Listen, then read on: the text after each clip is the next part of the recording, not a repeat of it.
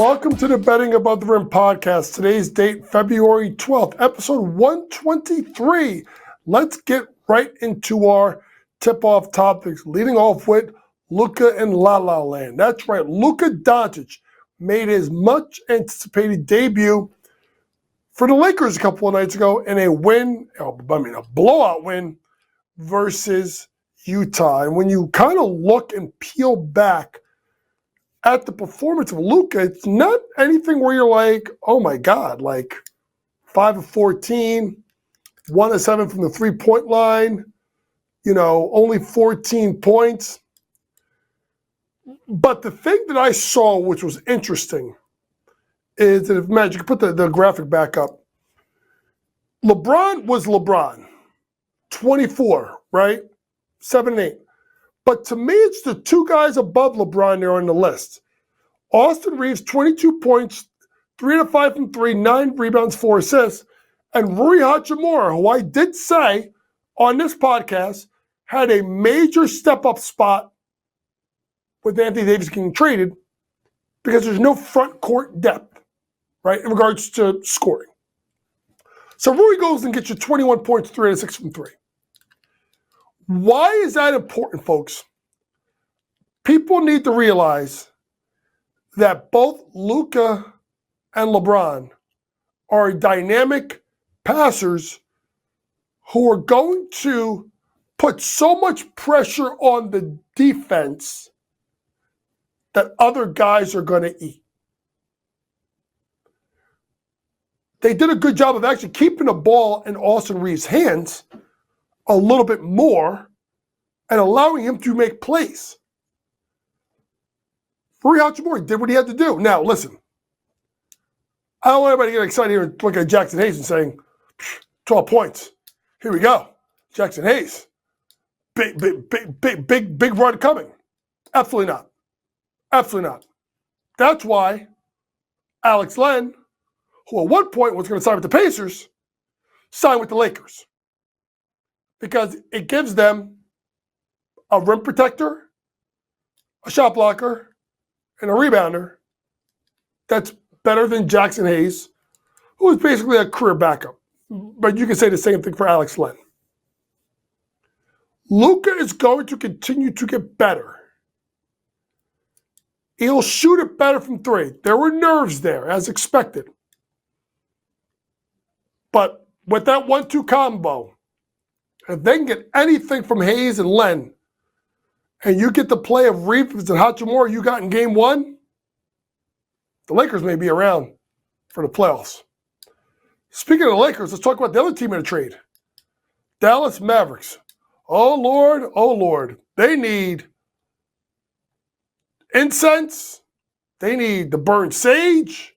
They need something because their luck is awful. They lose AD, right? First game. Could be a couple of weeks. And think about the fact that AD, they're getting second opinions. You get multiple opinions, folks, it's not good. So you get that. Lively's out for a couple of months, right? And then Daniel Gafford goes out and gets hurt. And he'll be reevaluated in 2 weeks, for his right knee sprain. So, no Davis, no Gafford, no Lively. Dwight Powell, serviceable, has started in this league and for the Mavs. Out. 4 big men out. P.J. Washington hurt.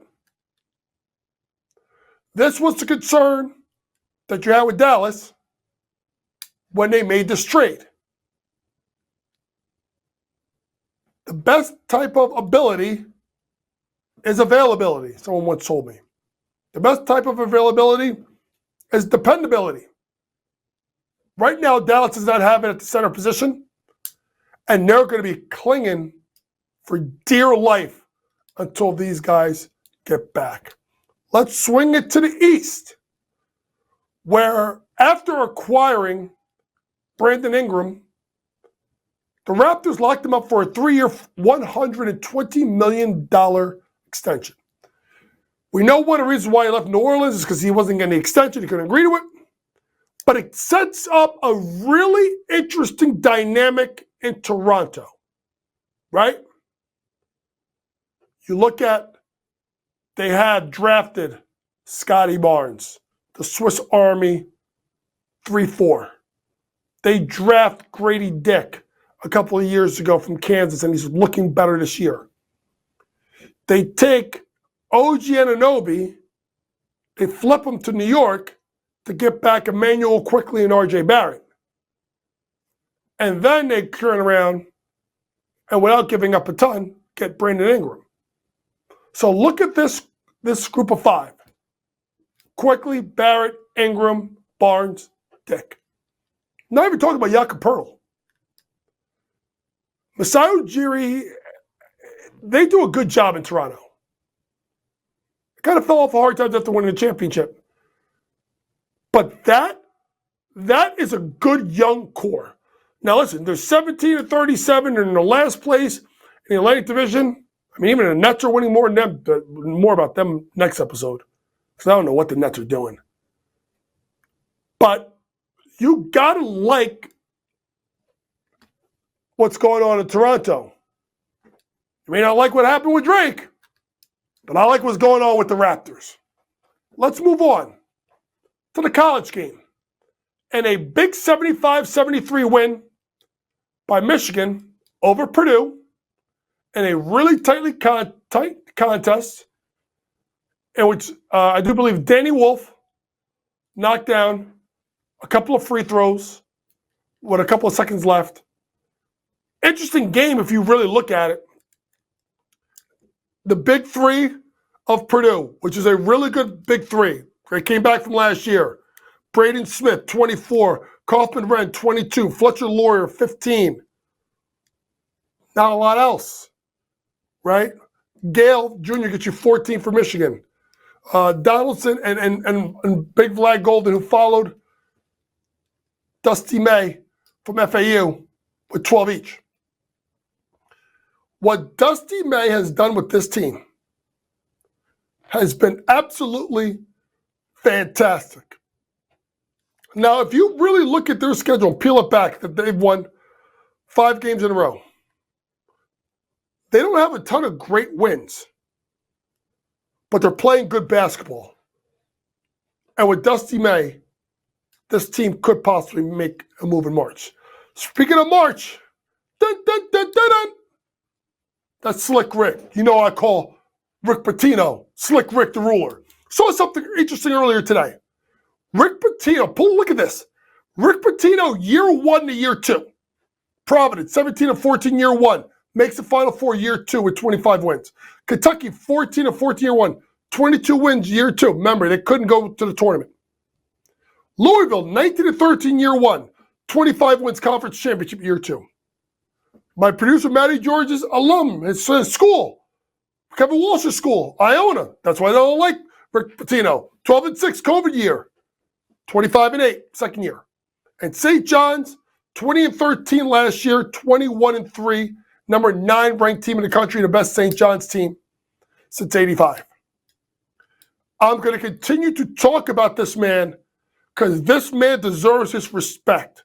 May not do the cleanest stuff by the book, but Slick Rick still may be one of the best coaches in college basketball. Coming up next, we'll get into our scouting report.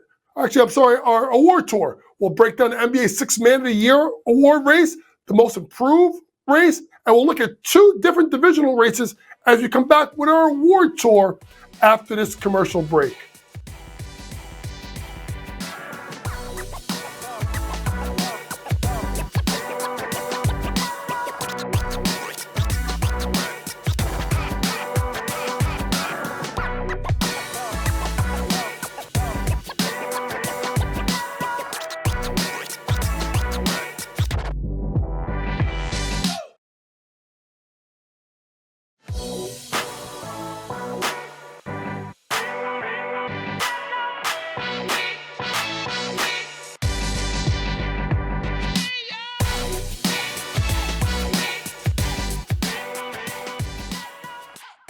Welcome back to the Betting Above the Rim podcast, episode 123. And it's time to get into our award tour, where we break down the future markets in the NBA and in college basketball. Let's start off with the Sixth Man of the Year race, a race that's been dominated by Peyton Pritchard of the Boston Celtics. If we pull up the graphic, right before Christmas, the last time we talked about it, Peyton Pritchard was a minus 280 to win the Sixth Man of the Year. DeAndre Hunter, then with the Atlanta Hawks, plus 430.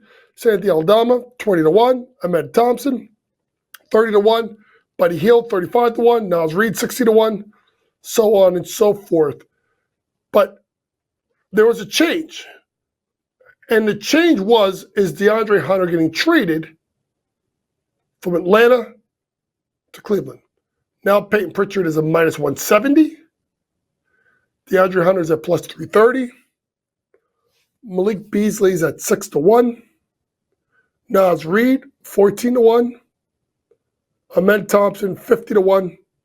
Santi Aldama, Bobby Portis, Bradley Beal, 60-1, so on and so forth. So this is about DeAndre Hunter. A DeAndre Hunter that I told people in December that I thought he was going to win the Sixth Man of the Year award, partially because I thought that he was going to be able to get traded to a place where he would be in more high-profile games. And that's in Cleveland.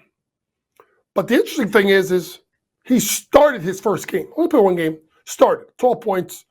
Very nondescript game. But it brings up a point I want people to realize. To qualify for the award, you have to play in probably the 65 out of 82 games. And you must come off the bench in more games than you start. So when you look at the fact that he's starting for Cleveland, he's got 33 or 34 games that he started. If I get my numbers right, I don't think that there's that many games left. Cleveland has, I'm pulling it up on Tankathon as we speak, Cleveland has 29 games left. So that means he's going to start like 32, 33. He had 37 off the bench or something like that. So he should qualify Sixth-Man award. I like DeAndre Hunter to win this award. Let's move on to the most improved player. Back in December, Tyler Hero, plus 340. Jalen Williams, plus 370, along with Jalen Johnson. Dyson Daniels, 7.5. Norman Powell, 9.5. Cade, 10-1. RJ, 25-1. So on and so forth. Now, as we look at today, Cade Cunningham, minus 125. Norman Powell at plus 135. Tyler Hero, 13-1. Ahmed Thompson, 24-1. Evan Mobley, 60-1. Gotta remember, one of the reasons why I got like Dyson Daniels, or not Dyson Daniels, Jalen Johnson isn't on this list, hurt. All right? So when you peel back, folks, give me a guy that is playing more out of his mind right now than Ahmed Thompson. The last 10 games. Ready? 17.2, 8.2, 6.2, 1.8, 1.7. Oh my Lord. And he is doing it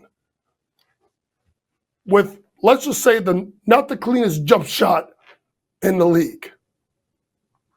I don't think he wins it. But I like the value play, especially if he can keep this up the rest of the year. Didn't play great in a 94-87 win over Toronto, but still got you 8, 10, 5, 1, 3. Ahmed Thompson to win most improved. Let's stick with Ahmed Thompson and let's go to the Southwest Division, where the Memphis Grizzlies are minus 170, Houston plus 140, Dallas, San Antonio, how you doing? See you later. When you pull this up and you look at the standings, right? And look at the fact that Houston has outplayed well. We know this. No mistake. Memphis has a 3-game lead. Here's the key. I'm taking Houston. Why?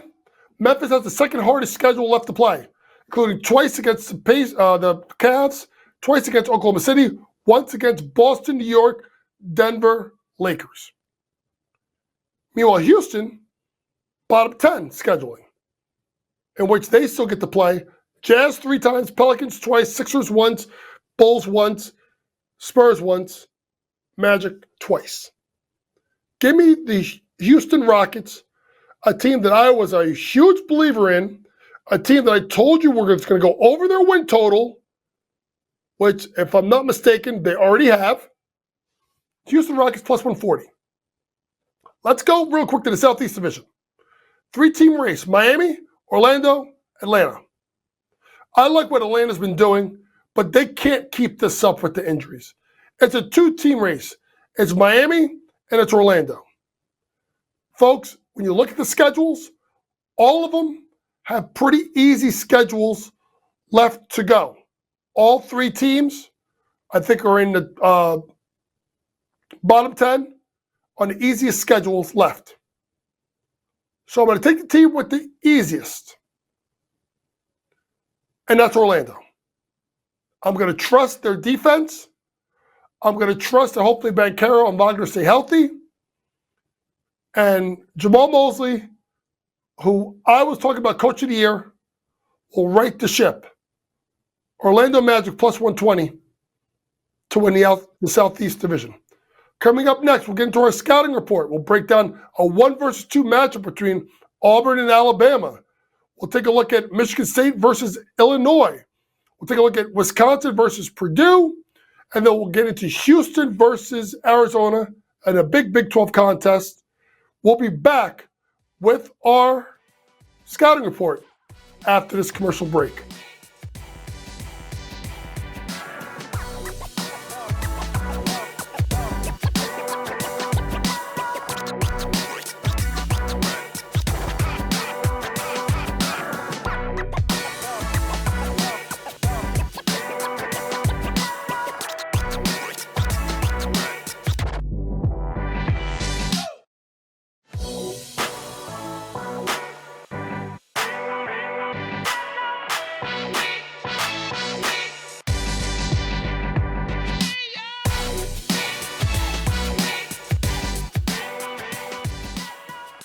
Welcome back to the Betting and Rub Room Podcast, episode 123. And it's time to get into our scouting report as we preview the top games in basketball. We're sticking in college today, and let's lead off with a heavyweight matchup. Number 1, number 2, and that's Auburn versus Alabama, in-state rival. I mean, you got all the things you need right here: offense, defense, guard play, bigs, big-time coaches, rivalry. Everything you want in a college basketball game in February, you've got it Saturday. I'll make sure you're watching. And I'll make sure I'll have my picks out for this game, obviously Saturday morning. But leaning this way, I'm going to go with Alabama. I think when you look at their propensity to shoot the ball from 3, the home crowd, Mark Sears, and possibly someone like Cliff Amori to kind of be a disruptor for Janai Broome, I look at this matchup and I like Alabama at home to get the win versus Auburn. Next up, Michigan State on the road, heading to Illinois, to Champaign, to take on Brad Underwood's Fighting Illini. Go with the home team here. That arena is a tough place to play in Champaign. Brad Underwood gets his team to play really, really hard. They're rugged. They're defensive. They're tough. They're mean. They'll do everything that they have to do to find a way to get that win, which will be an 8 o'clock Fox nationally televised game. But when you look at Illinois, it's the play of guys you may have not known about. Yakovonis, if I said his name right. Riley. Ivasic, who's supposed to be back. I like Illinois at home to get the win. Next up, Purdue, Wisconsin. Purdue just comes off of a tough 75-73 loss to Michigan, and now gets to welcome in Wisconsin. This is a 1 p.m. CBS game. Purdue 11-3 in league. Wisconsin 9-4 in league. Both teams winners of 4 of the last 5. I think this is a game where you look at the offense of Purdue, which gets about 80 points a game, but has scored 81 plus 4 straight, including 90 in 3 of the last 4. 3 of the last 5. So I look at this matchup, and I think I'm looking at Purdue team total over. They should be able to get up and down. With the guard play of Fletcher Lawyer and Braden Smith, along with the inside play of Jackson Wren, I think they find a way to get it done. Last matchup, Houston at Arizona. So I just said, home team, home team, home team. Give me the road team here. Arizona struggles to shoot from 3. See what they shot last night? Houston defends the 3. Houston will slow the game down. I think Houston is a team that's going to make a Final Four. And I look at this matchup, and I'm going to take Houston. Should be pretty close to a pick'em. Houston on the money line to get the win at the McHale Center, which is one of the toughest places to play. Let's end today with our buzzer beater talking about the All-Star game, which is this Saturday. Tried to switch it up. Here are the 3 teams, one by Charles Barkley, Kenny Smith, and Shaq. I don't need to go into the rosters. You have the 4-team Rising Stars. Guys, I can't get into it. I've tried. There's no defense. It's no pride. It's a layup contest. So I don't know if you can save the All-Star game. But you can save All-Star weekend by putting more checks in people's hands. You didn't get Caitlin Clark. It's because you didn't give Caitlin Clark enough damn money. You got to pay to play. NBA needs to change this. And I told you, they need to go NBA, USA versus World in the All-Star game. This has been your Betting Above the Rim podcast. For all things sports gambling, download the Sports Grid app. Pre-game, in-game, post-game, props, predictions, and more from the very best in the sports gambling industry. For my producer, Matty George, Vinny, who does a great job with the graphics, thanks for listening, folks. And always remember, it's smarter to be on Sports Grid. Good night.